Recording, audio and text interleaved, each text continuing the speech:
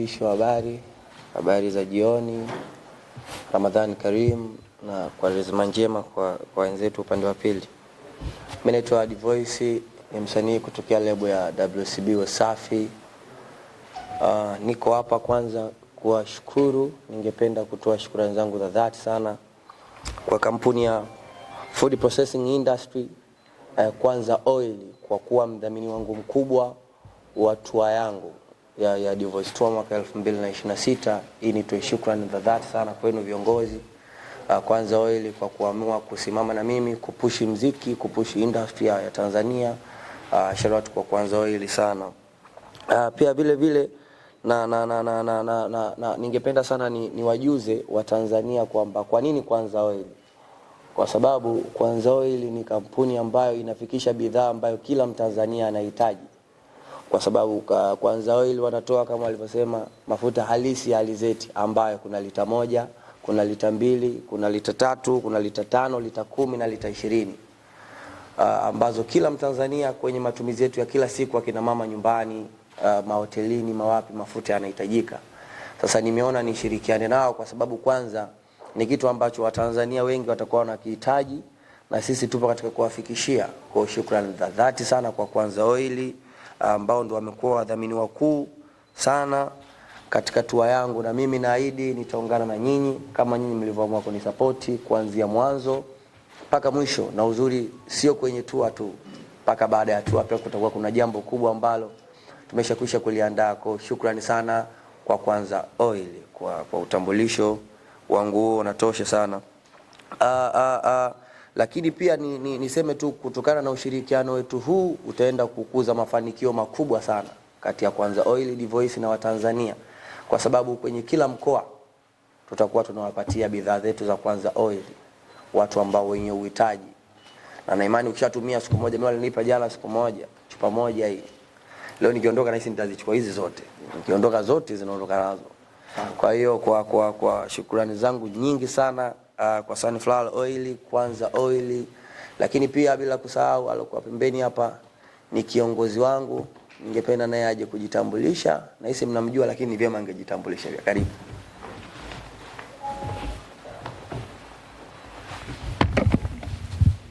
Shukran na habari jioni.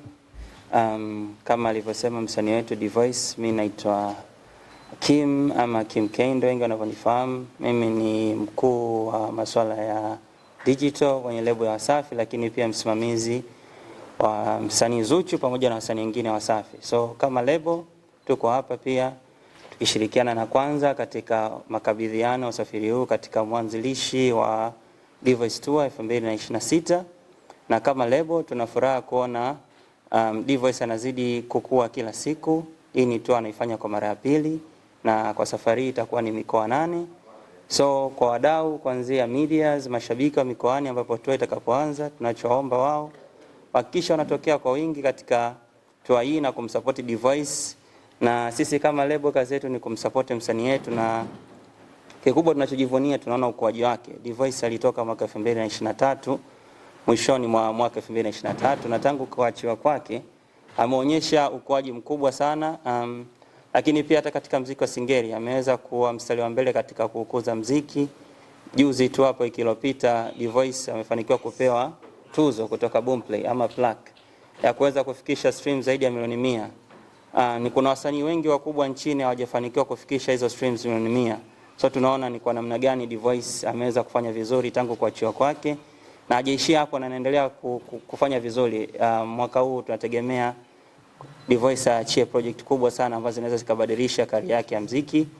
So kwa medias, mashabiki pamoja na Kwanza tunategemea tuendelea kushirikiana katika mwanzo wa hii tour mpaka mwisho wake, na tunamtakia kila laheri Divoice katika mwanzo wa tour hii, sababu mikoa 8, safari ni ndefu kidogo, mikoa ni mingi. Kwa hiyo tour yake ianze vizuri na imalizike vizuri. Lakini pia in terms of project kama msanii Divoice tunategemea ataachia project kubwa sana mwaka huu ambazo sisi kama lebo tuna imani zitabadilisha mtazamo wa watu wengi kwake Divoice, na si tu katika upande wa Singeli lakini katika upande wa industry nzima ya Bongo Flava. Nashukuru. Asante sana. Kim ni mmoja wa viongozi pale katika ya Voice. Karibuni.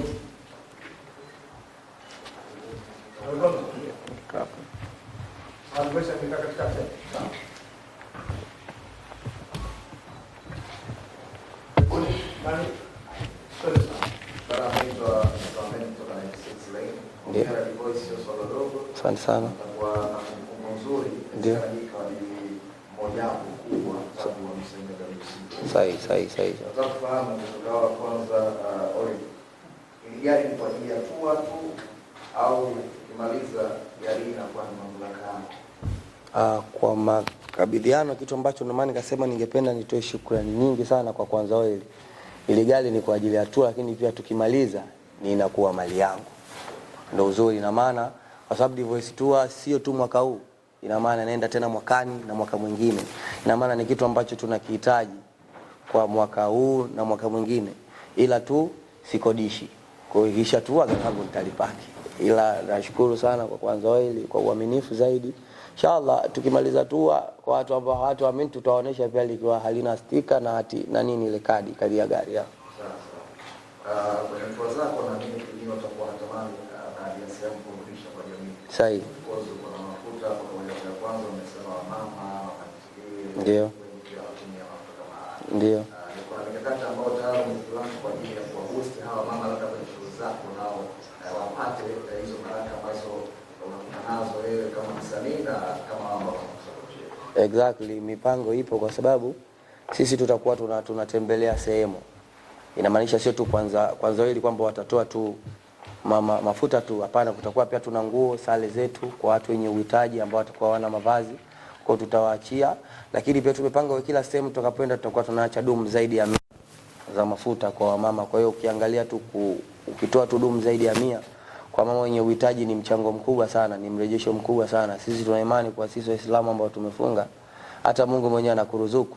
Ina maana kama sisi wanaotusupport ni mtaa, wanaotusupport na watu wa mtaa, kwa hiki kidogo chetu lazima tukirudishe. Sasa tukiwa tunaenda kukirudisha mafuta, haitomaanisha watu watataka mafuta tupu. Wewe unaelewa.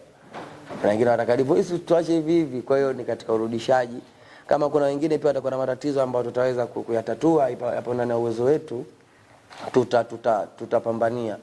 Alhamdulillah, pia nashukuru Mwenyezi Mungu, mimi ni miongoni mwa wasanii ambao naunganaga sana mkono nikiona matatizo ya watu ambao na uwezo wa kuwasaidia.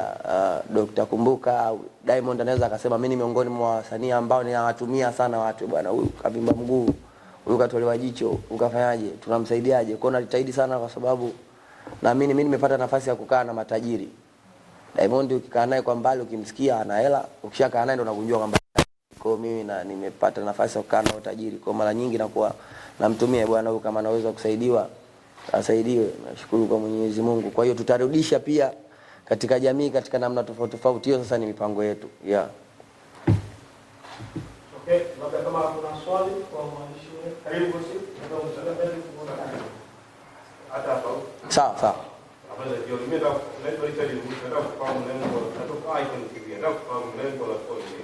Okay, lengo la tour kwanza kuonyesha ukuaji, lakini cha pili kunifanya niwe karibu na wapenzi wa muziki wangu, lakini la tatu pia kwenda kutafuta watu ambao hawanifahamu na watu ambao hawakupenda muziki wangu. Ina maana muziki wangu utaenda kushawishi mtu ambaye alikuwa hanikubali na mtu ambaye alikuwa anijue.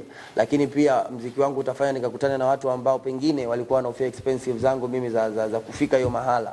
Kwa kuna shabiki yangu anahitaji kuniona, atanionaje? Na maana mimi nimekurahisishia.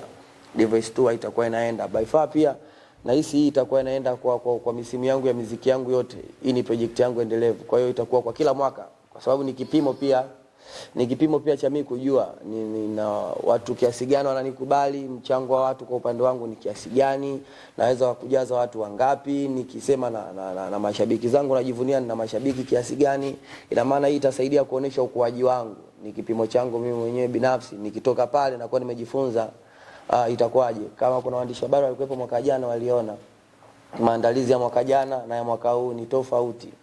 Ukianza kuona kuanzia kwenye cover, teaser, ile cover nilopiga ile sidhani toka industry ya Bongo imeanzishwa, sidhani kama kuna msanii kapiga cover vile, very expensive, very different, ina ubunifu. Kwa hiyo Inaanza kuonesha namna gani ubunifu sisi wenyewe tumejiandaa kukua. Kwa hiyo sasa kwa sisi tunavyojifikiria, tunatamani tukaone, je, tunavyojifikiria tuko sawa?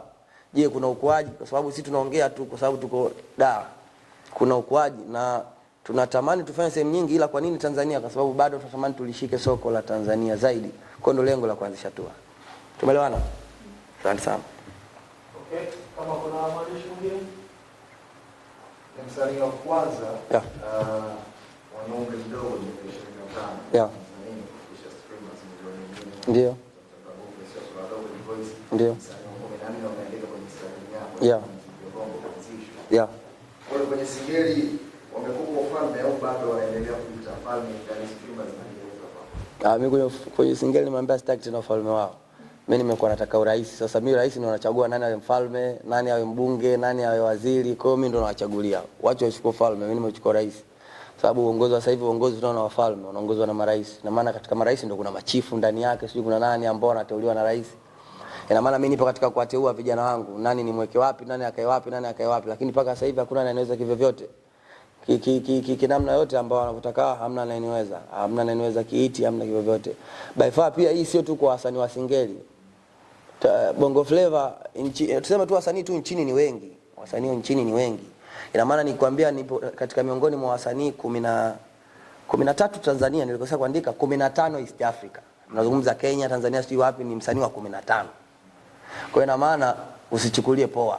Yaani ni kitu ambacho kuna mabrother wamesustain katika game muda mrefu ila hawakuwahi kufanikisha. By the way, mimi niko hapa kushow miracle. Niko kushow miujiza tu. Kwa sababu ukiachana na swala stream, mimi ni msanii wa 3 nchini kuanzisha matamasha. Toka nchi imeumbwa. Maana hapa tunazungumzia Wasafi Festival, tutaweka labda Nandi Festival, inakuja Divoice Tour. Ina maana ni kuonesha namna gani na thubutu. Waandishi wa habari wapo zaidi ya 10. Unaona kutafuta viongozi kama Kwanza Oil kuamua kudhamini ni kampuni kubwa. Ina maana paka anaamua kudhamini sio poa.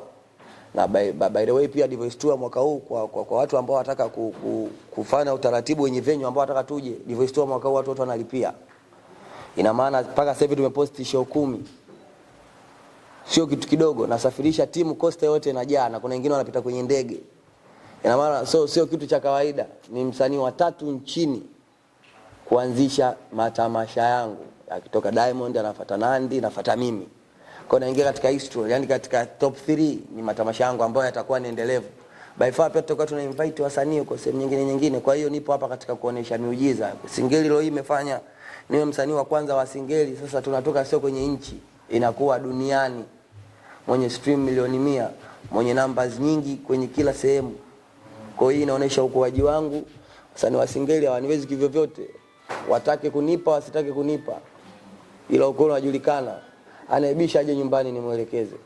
Ndio. Shemeji yetu kwa na faida vipi na mafuta hivi? Anapika, lazima atakuwa. Japokuwa sasa hivi sina mpenzi. Ila nitachukua kwa sababu unajua mimi mwenyewe so kawaida anapika.